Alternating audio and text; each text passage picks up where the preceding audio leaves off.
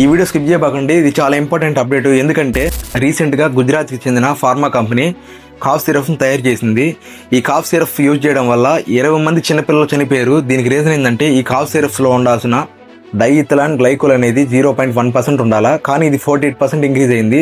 దీనివల్ల మేజర్గా చిన్నపిల్లల మూత్రపిండాల మీద ఎక్కువ ప్రభావం చూపిస్తుంది. నేనైతే ఒకటైతే చెప్పాలనుకుంటున్నాను, ఏంటంటే డాక్టర్ కన్నా డాక్టర్ ఇచ్చే మెడిసిన్కే మనం ఎక్కువ వాల్యూ ఇస్తాం. సో అలాంటిది ఒక ఫార్మా కంపెనీ మెడిసిన్ తయారు చేసే ముందు ఎలా నెగ్లెక్షన్గా ఎలా ఉంటున్నారో అర్థం కావట్లేదు. ఈ ఫార్మా కంపెనీ గురించి మీరేమనుకుంటున్నారో కామెంట్ సెక్షన్లో తెలియజేయండి. మీ నుంచి అయితే ఒకటి ఆశిస్తున్నాను, లైక్ అయితే చేయొద్దు.